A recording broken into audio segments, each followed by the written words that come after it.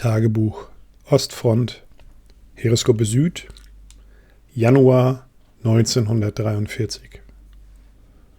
Es geht mehr recht als schlecht geordnet rückwärts. Die Panzer, die wir noch haben, werden in einer beweglichen Kampfstaffel zusammengefasst und dort massiert eingesetzt, wo der Russe uns bedroht. Gerade bei diesen Absetzbewegungen ist es wirklich von größter Wichtigkeit, dass die Truppführer genau wissen, wo die Einheiten stehen. Leicht kann eine russische Kavallerieeinheit durchbrechen und plötzlich von der Seite kommen. Oder auch T-34 und andere Russenfahrzeuge erscheinen dann plötzlich im Hinterland und spielen wilde Sau. Es ist viel los und noch immer wissen wir nicht genau, wie weit wir noch zurück müssen. Die erste Auffangstellung liegt ja nun weit hinter uns und der halbe Januar ist schon rum. Ich frage mich, wie weit der hart erkämpfte Boden aufgegeben werden soll. Oder holen wir doch nur Schwung für die Sommeroffensive? Fragen über Fragen. Wir stehen wieder mal Sicherungen an der Rollbahn und haben den Auftrag, nachstoßende Russenpanzer auf große Distanz zu bekämpfen. Aber nur 2 weitere Fahrzeuge stehen mit uns in der Deckung. Ein Panzer III und eine Handvoll Grenadiere mit einem LKW. Sollte aber reichen. In den letzten Tagen ist der Iwan vorsichtig geworden. Sobald er irgendwo eines vom Langrohr auf die Nase bekommt, ist dort erstmal Ruhe und es wird woanders versucht. Ewig können wir das Spiel natürlich nicht spielen. Kalt ist es und der Kommandant lässt nur alle 30 Minuten den Motor laufen, damit hier nichts einfriert. Wir wechseln uns ab im Panzer und können uns bei den Grenadieren aufwärmen. Die haben auch ordentlich was zu essen von der letzten Feldküche bekommen, die hier durchgefahren ist. Da holen wir uns natürlich was ab. Trotz des Rückwärtsganges ist eine gute Stimmung unter den Männern. Ein Feldwebel mit ordentlich Abzeichen an der Brust macht sich über den blutjungen Leutnant lustig. Ich fange ihn ein und meine, dass er zwar jung ist, mein Kommandant, aber er ist kein Hasenfuß. Die letzten beiden Gefechte hat er den Panzer gut geführt. Und ich hatte nicht viel entgegenzusetzen. Seine Entscheidungen waren richtig. Er hat, trotz der wenigen Fronterfahrung, scheinbar ein Händchen für die Panzerei. Aber Witze werden immer gemacht und ein Unteroffizier fragt mich, warum wir noch keine Abschussringe am Panzer haben. Ich erkläre ihm, dass wir den Panzer erst vor ein paar Wochen bekommen haben und die paar Abschüsse mit der Rosinante noch nicht aufmalen konnten. Ich glaube, 3 waren es mit der Besatzung. Das wäre ja nicht viel, meint ein anderer. Da müssen wir wohl noch mal ran und dem Iwan richtig eins aufs Fell brennen. Ich will gerade etwas erwidern, denn langsam wird mir das hier zu bunt. Aber ein älterer Oberfeldwebel weist den Unteroffizier zurecht, er solle doch den Mund halten. Er schaut mich an und dann sagt er so laut, dass es alle hören können: Der Rudolf hier, der hat doch schon bestimmt 40 Panzer erledigt, oder? Und der Hans, der hat den Russenpanzer im Alleingang geknackt. Alle Augen sind auf mich gerichtet und ich erkläre, dass es so um die 34 Abschüsse sein müssten. Aber ich habe nicht alles gezählt. Und außerdem wird auch nicht jeder Abschuss mir zugerechnet. Als Richtschütze ist das etwas anderes. Trotzdem waren die Männer dann doch beeindruckt und schon wanderte ein Flachmann in meine Richtung. Schnell einen kleinen Schluck gegen die Kälte und eine Zigarette hinterher. Dann riecht es keiner. Gerade der neue Kommandant hat es nicht so gern, wenn wir was trinken.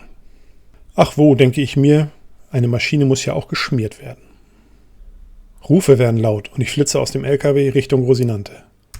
Ich klettere auf den Turm und sitze innerhalb von Sekunden an der Optik. Zielansprache. Feindliche Panzer, 2 Uhr, Entfernung 1000. Ich richte an und warte auf den Feuerbefehl. Aber es kommt nichts. Ich denke, er will die Stellung nicht so schnell verraten und wartet mit dem ersten Schuss. Der andere Panzer schießt nicht. Der schafft das mit seiner 5 cm Kanone sowieso nicht. Dann hören wir die Stalin-Orgelgeschosse und der ganze Segen geht circa 1 Kilometer links von uns in das Waldstück. Da hat der Iwan uns vermutet. Schlau gemacht. Ich hätte mich da reingestellt, aber der Kommandant meinte, dass wir hier an dem Knick besser stehen sollten. Zwar weniger Fliegerdeckung, aber dass wir hier stehen, damit rechnet keiner. Jetzt sind auf dem Gefechtsfeld auch Infanteristen zu sehen und unsere Grenadiere liegen hinter ihren MGs und warten ab. Ich verstehe die Russen nicht. Warum fahren die nicht einmal Aufklärung? Und dann geht's voran. Die schmeißen immer alles nach vorne, nehmen die Verluste hin und massieren dann erst ihre Kräfte. Das muss auf die Dauer doch schief gehen.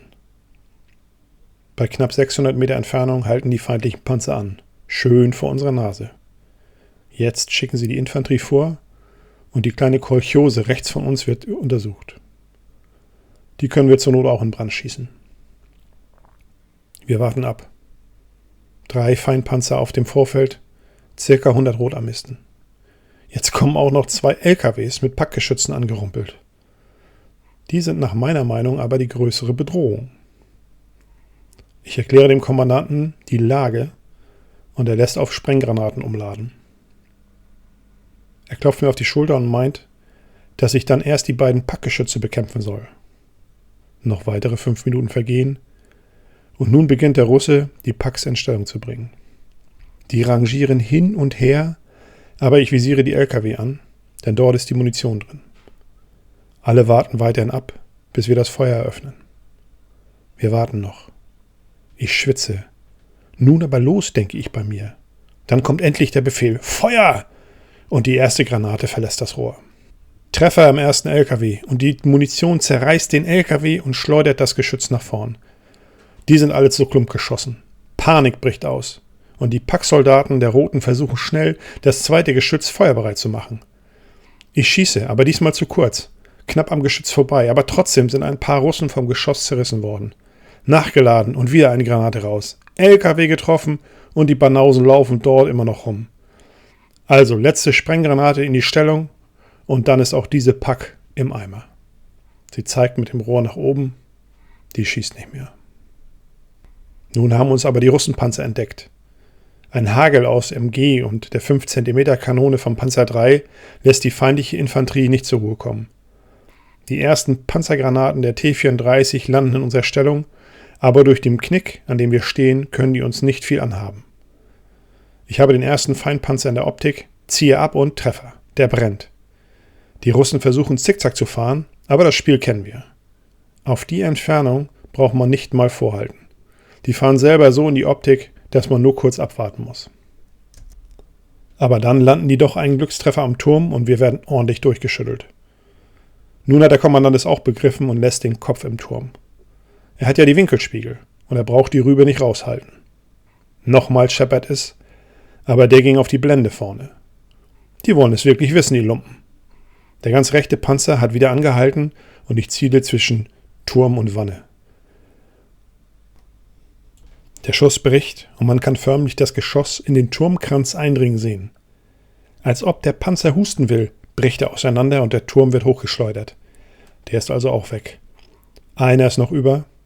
Der Panzer III hält mit seiner 5 cm drauf, aber kommt nicht durch. Ich warte doch mal ab, ob er ihn knacken kann. Die Kette ist schon ab und nach dem 3. Treffer qualmt auch der Panzer. Erledigt.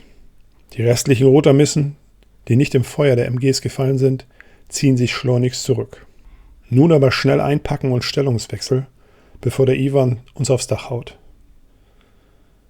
10 Minuten später sind wir schon in dem Waldstück angekommen, wo vorher die Katjuschas reingeschmissen haben. Wir gehen in Stellung und richten uns ein.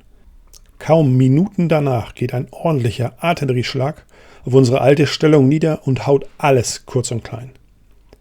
Gut gemacht, denke ich bei mir, der Leutnant kann was. Wir steigen aus und schauen uns die Dellen am Turm an. Nichts Wildes, aber es klingelt doch ganz ordentlich, wenn wir einen Treffer abbekommen. Die Grenadiere gratulieren uns zu den Abschüssen und nun könnten wir schon 5 Ringe aufmalen. So kann das weitergehen, meine ich zur Besatzung. Alle sind zufrieden und wir haben dem Iwan mal wieder gezeigt, wie scharf unser Schwert doch ist. Leider haben wir auch 2 Verwundete und müssen die mit dem LKW zurückschicken. Wir spannen im Wald ein paar Zeltbahnen auf und legen alles mit Tannenzweigen aus.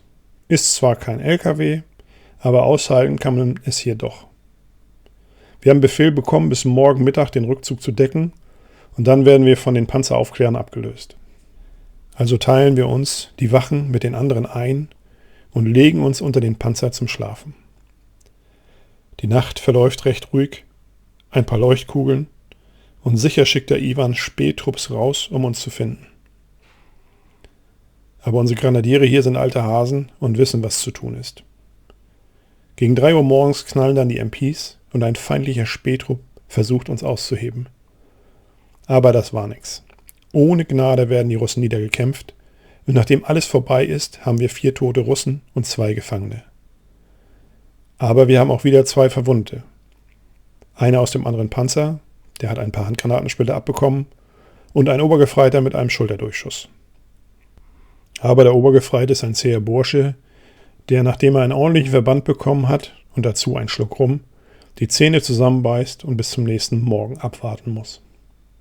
Die Gefangenen werden ausgefragt und wir stellen fest, dass uns eine ganze Gardedivision auf den Fersen ist. Na, das sah gestern nicht nach Garde aus, aber mal abwarten.